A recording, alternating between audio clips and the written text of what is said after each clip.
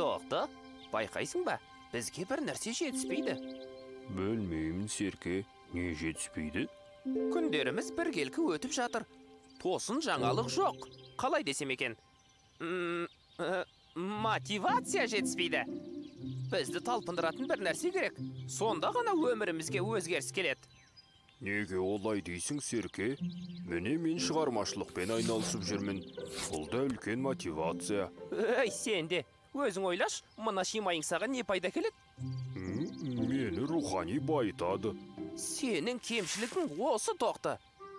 Есіңде болсын, қолыңмен ұстай алмайтын нәрсені байлық деп айтпа. Бұл суретің саған тамақ немесе ақша бермейді ғой. Демек алдамшы деген сөз. Мүмкін біреу ұнатып суретімді сатып алар. Суретшілердің еңбегі тірі кезінде бағаланбайды. Мынау шимайыңды сен ана өмірге кеткен соң барып, 3-ші ұрпақ қозларың аукцион арқылы сатуы мүмкін. Міне оның өзінде сатылған соманың 32% салық төлеуге кетеді екен. Ал саған ше, дым жоқ. Сондықтан дәл қазір пайда беретін нәрсемен айналысу қажет. Меніңше, тез табыс табу үшін бизнесті қолға алу керек. Мысалы, сен бизнестің алғашқы қадамдар туралы білгің келсе, менен сұрасаң болды. Бизнестің әліппесі деген тренингімді саған өткізуге дайынмын. Әрине, ол үшін көп ақша сұрамайым. Өйткені, Тоқты сен досымсың ғой. Білмедім, Серке. Бірақ рухани байлық материалдық байлықтан жоғары тұру керек емес пе? Ой, сен де, жаңа ғана не айттым? Қолыңмен ұстап жей алмайтын нәрсені байлық деп айтпа.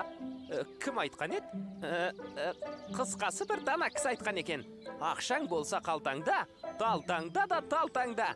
Сондықтан болатын тірлікпен айналысу керек, Тоқты. Білмеймін, Серке.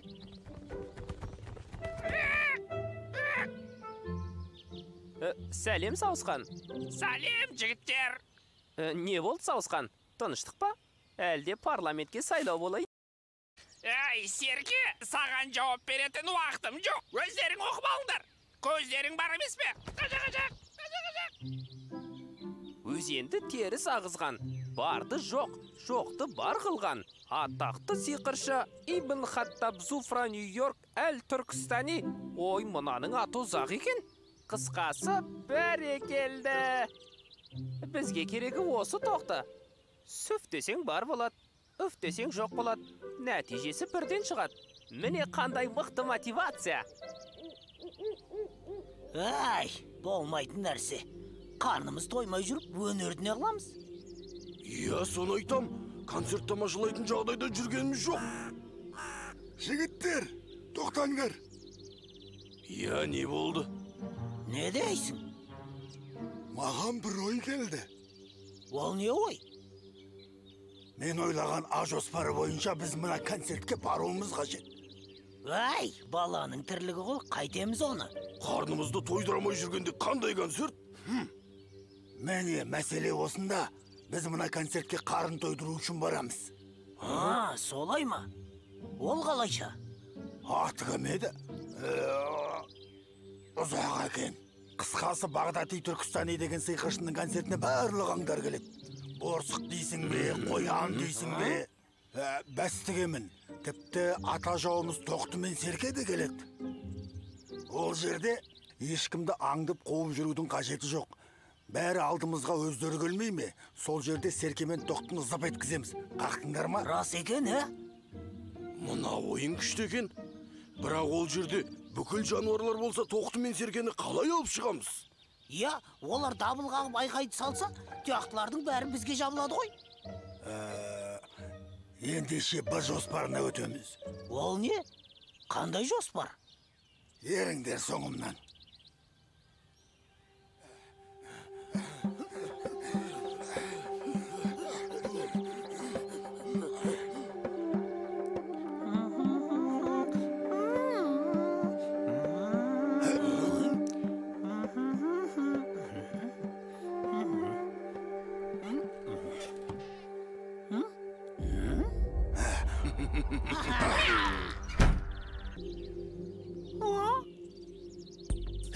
Атың кім еді сенің өз? Ибн Хаттаб Бағдади, Зуфра Нью-Йорк әл-Түркістани. атыңнан адам түгілі қасқыр жаңылады. Ей, мысық. Қысқасы, сен жоқ нәрсені бар қыласың ба? Ендеше, мына жерде жоқ нәрсені алдымызға алып келші. Иә, дәмді нәрсе болсыншы, қарнымыз аш.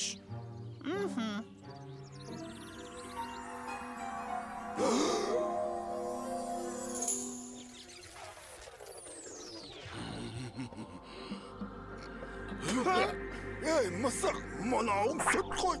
Қайдағын әкелгеніңде? Бізді сүт ішетін бала дейсің бе? Сабыр, жігіттер, бұған не әкелу керегін? Өзім айтам.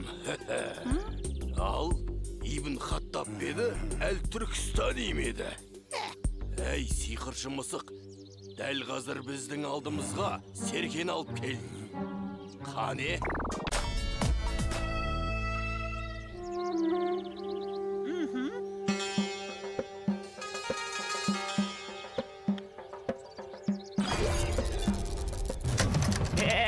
Қайда қарасаң да саясат. Біріккен ұлттар ұйымы климаттық өзгеріс жөнінде жиын өткізбек.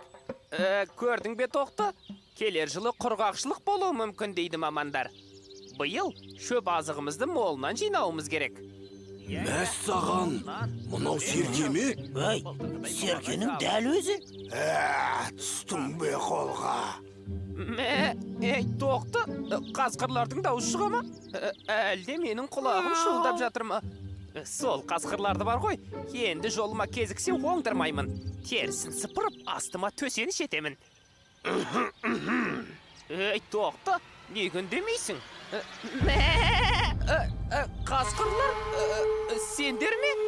Я, біз ашпыз. Еттің дәмін сағындық. Қасекелер, мен мұнда қалай келдім? Онда шаруаң болмасын, тырп етпей осында отыр. Ертеңгі күнімізді ойлайық. Бір серке бізге аздық қылады. Ей, мысық, енді әлге тоқтын алдыр.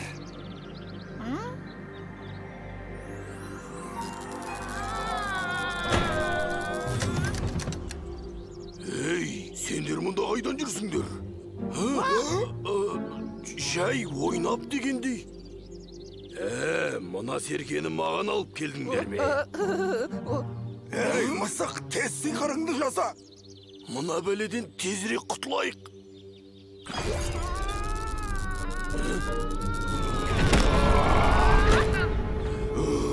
Ей, мысық, байқасаңшы. Зәремізді алдың ғой. Қане, тез тоқтын әкел.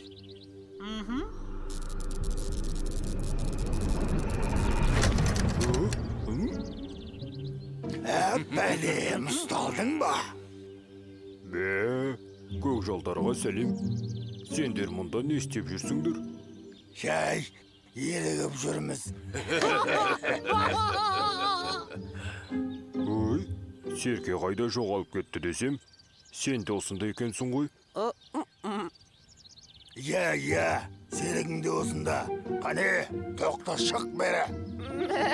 Тоқты, шықпа, тез қаш, олар бізді шемекші. Түріңдер жігіттер. Қаш, тоқты, қаш! Дәмді болсын қаш! Қап әттеген ая, тоқтыны талайтын болды ғой мыналар. Ей, мысық, сен неге қарап тұрсың? Бірден естесейші.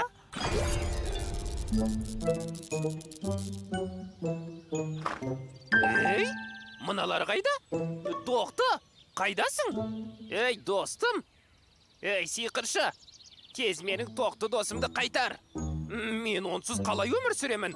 Тоқты, менің жанымдағы жан досым ғой. Серке, сен рас айтасың ба? Ей, тыныш тұршы. Өзім жар дегенде жалғыз досымды жоғалтып қайғырып тұрсам. Ой, сен бе тоқты? Айналып кетейін тоқтым-ау. Әрине рас, сендей досты мен қайдан табамын? Сен соны білесің бе? Әйтеуір барлық жерің аман ба? Қасқырлар талап тастаған жоқ бе өзі? Айтпақшы, олар қайда? Білмеймін, серке. Жарайсың, Хаттаб-Маттаб Бағдади Түркістани. Сен нағыз сиқыршы екенсің. Әлгілерден құтқарғаның үшін рахмет. Иә, мысық, Өнерің күшті екен. Мұндай сиқырды өмірімде бірінші рет көруім. Қаттап маттап Бағдади Түркістани мырза, саған өтініш айтайыншы. Бізге көп азық шығарып бере аласың ба?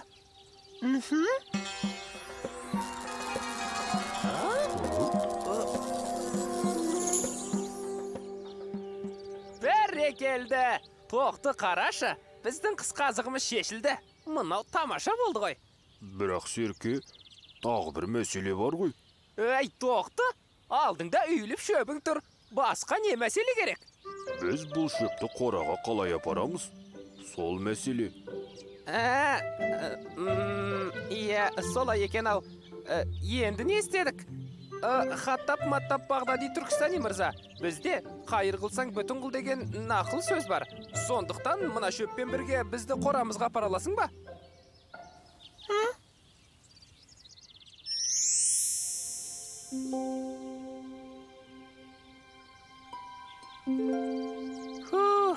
Өз үйім өрен төсегім деген. Қорамызға қайта келгеніміз дұрыс болды. Азығымыз да бар.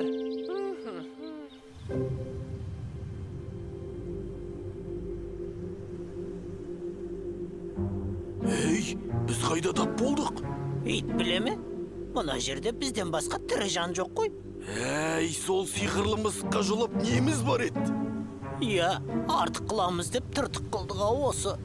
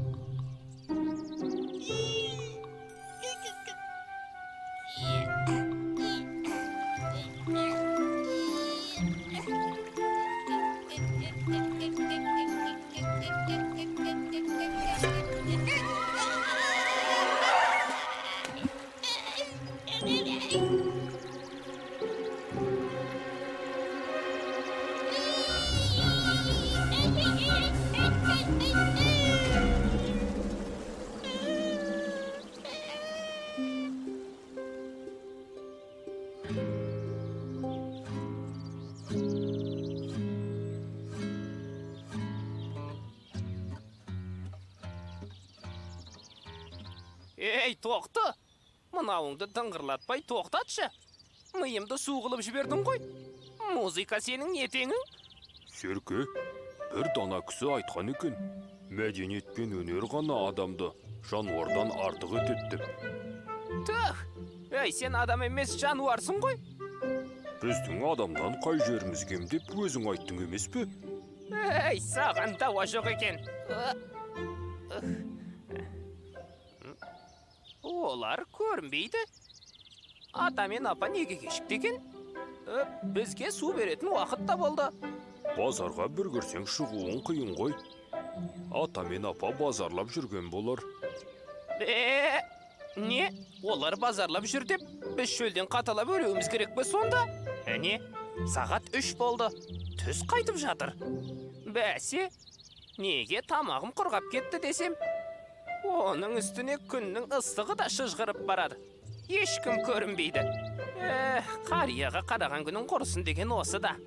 Ей, тоқты, өз ғамымызды өзіміз ойламасақ болмайды. Сонда не істейміз, Серке? Ата мен апа қартайды емес пе? Базардан үзіліп созылып жетем дегенше кеш болады. Оған дейін тамағымыз құрғап, күнге пісіп қаламыз ғой. Сондықтан, анау тұрған өзенге барып су ішіп қайтайық. Жарайды. Барсақ барайық, Серке. Кеттік, достым.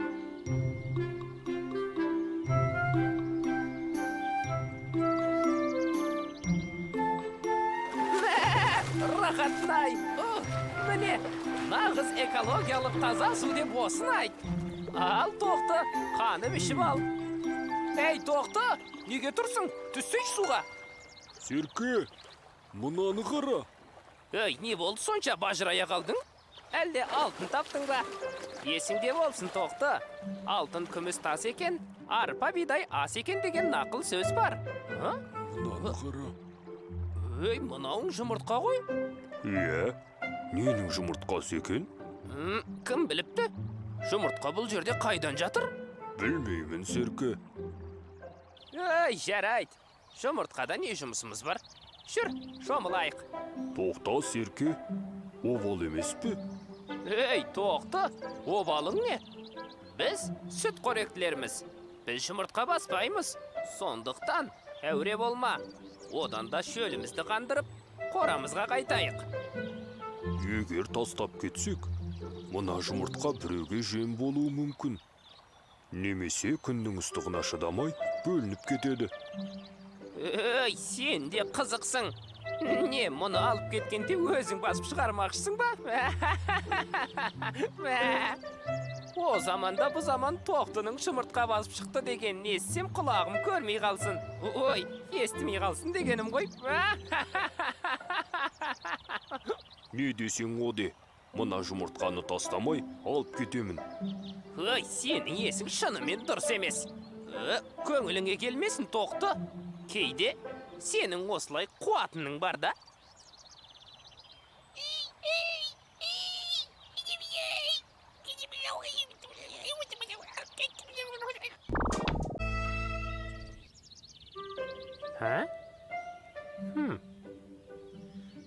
Сен де бір нәрсеге ұрынасың да жүресің. Мұның ненің жұмыртқасы екенін білмейсің де ғой. Айтпады деме, тоқты. Ертең өзіңе пәле боп жүрмесін. Сол кезде мен саған көмек түгілі қолымның ұшын да бермеймін, ұқтың ба? Енді қараусыз жұмыртқаны қалай тастап кетеміз? Обал емес пе? Айтпақшы, тоқты, пәле боп жүрмесін демекші, мен білсем, мына жұмыртқа қолтырауынның жұмыртқасы. Қолтырауынның? Иә. Қайдағын айтпашы, Серке. Мен айтсам, логикаға сүйеніп айтамын, тоқты. Мысалы, біз жұмыртқаны қайдан таптық? Иә, өзен жағасынан. Егер құс болса, ағашқа немесе шөптің арасына салады. Ал өзен жағасына тек қолтырауындар жұмыртқа салады. Рас па? Кітап оқып жүріп, мұны білмеуің ұят емес пе? Ой.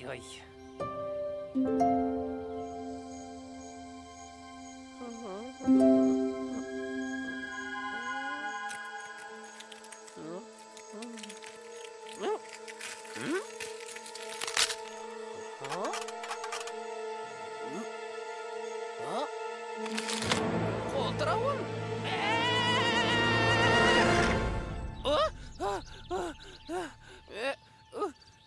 Айналайын, тоқты. Есіміз барда мына жұмыртқадан құтылайықшы. Жалынамын. Қарада тұр. Осы жұмыртқа түбімізге жетеді. Серке, мұнаны қара, жұмыртқа жарылып жатыр. Ойбай, тоқты. Ойбай, тоқты. Тез қашайық. Қазір өлеміз ғой. Тоқты, сені анашым деп жатыр ма? Қарашы, Серке, өзі сондай сүйкімді екен. Ал сен қолтырауын дейсің. Анашым, ням-ням. Мә, Қарның ашқан болар. Қазір саған жем беремін. Құдай сақтады. Зәрем қалмады ғой. Балапан болғаны қандай жақсы болды. Әке, әкешім, ням-ням. Бә, не дейсің? Мені әке дейсің бе?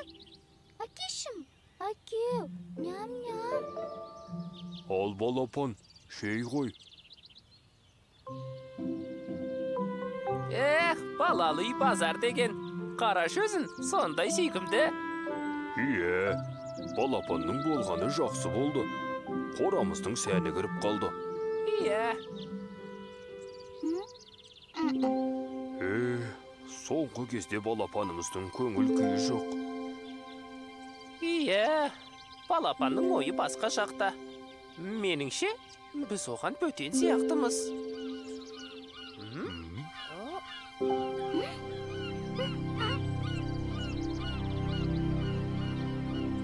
Ие, түсінеміз. Сенің елің сонда. Бірақ, сен әлі шалмайсың ғой. Қанатың қашан қатады екен? Шіркін, сенің де аспанда қалықтап шыққаныңды көрсек қой.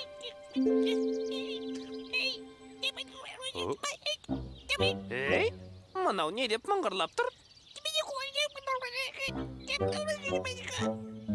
Мен австралиялық тоқтыны түсінген едім. Бірақ айып етпе, сенің сөзіңді қақпадым.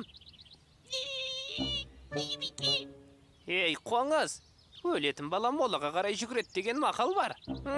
Енді менің ашуыма тиме. Байқаусызда басып кетсем, мына жерде ізің де қалмайды. Ей, қоңыз, енді өз обалың өзіңе. Қазір мен сені... Серке, сабыр етші. Қоңыз жайдан жай шырылдап келген жоқ сияқты дұрыстап тыңдайықшы. Сен де айтасың тоқты.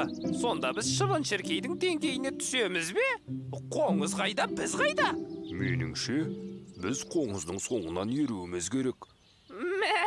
Ендігі жетпегені қоңыздың ақыл айтқан еді. Бұл өмір не боп кетті өзі? Қидомалатқан қоңыз жол бастаса жетіскен екен біз. Осы сен бар ғой тоқты. Кейде қозының тірлігін жасайсың. Білдей тоқтының жасына келсең де, ермесің. Осы жұртқа мазақ болмасақ жарар еді.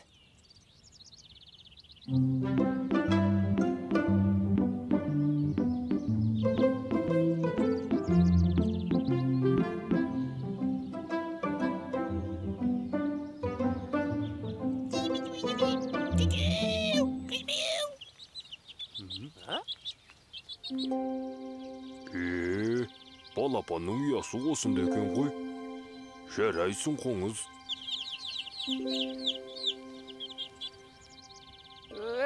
Бәрібір осылай боларын білген едім. Балапан өз үйірін тапты. Бірақ, кішкентайдан қолды өскен соң қимайды екенсің.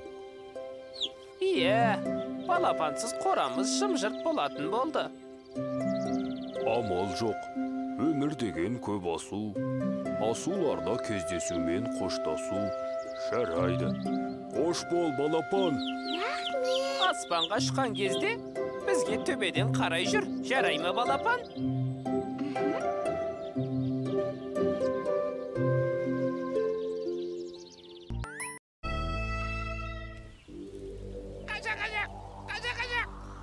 Ей, қасқырлар, сендерге хат бар.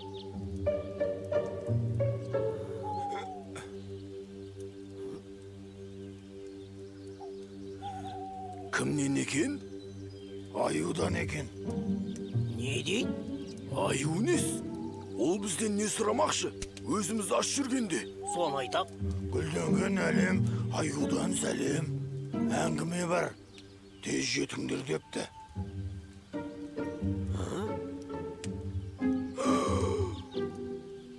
Барайық, әйтпесе таяқ жоқ қалармыз. Я, барайық. Иә, жарайды.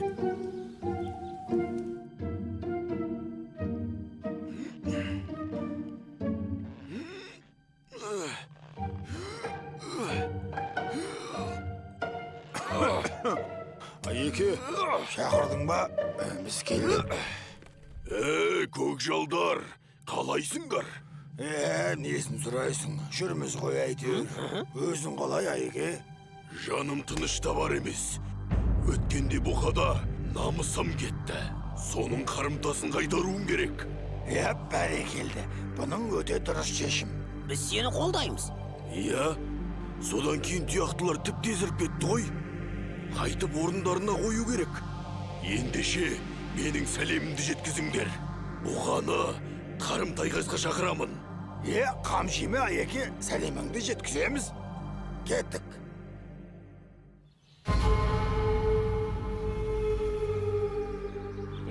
Солай деңдер. Жеңілген күреске тоймайды деген. Аюдың тағы бір таяқ жегісі келгенде өзі білсін.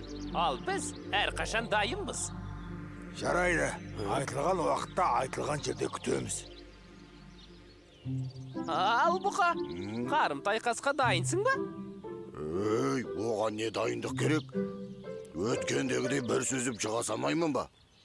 Қателесесің бұқа. Бұған немқұрайлы қарамау керек. Қандай еді бір сөз бар еді ғой? Тоқты айтып жіберші. Ешқашан жауыңды әлсіз санама. Иә, солай.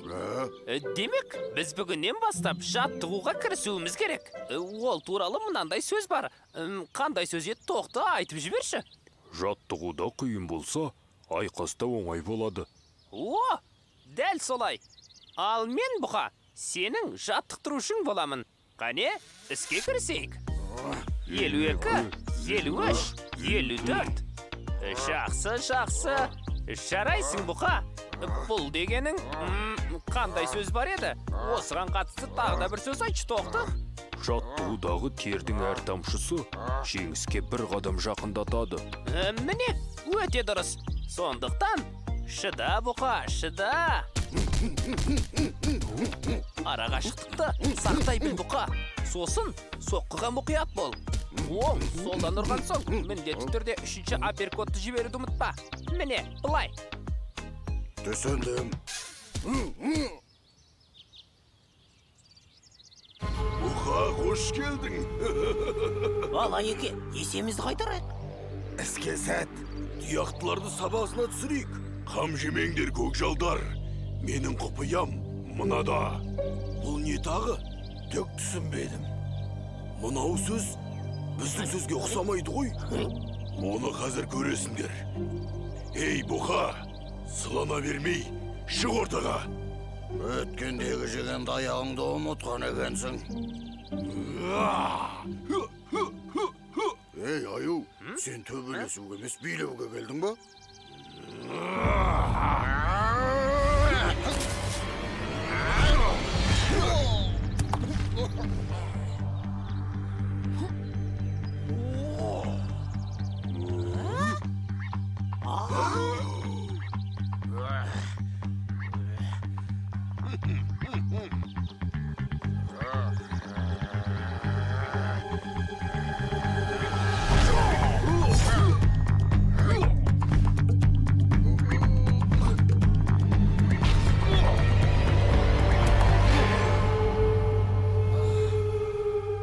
Жарайсың, Айеке. Нағыз десант екеніңді дәлелдедің. Енді тұяқтылар бізден қорқатын болады. Орманның қожайыны кім екенін біліп жүрсін.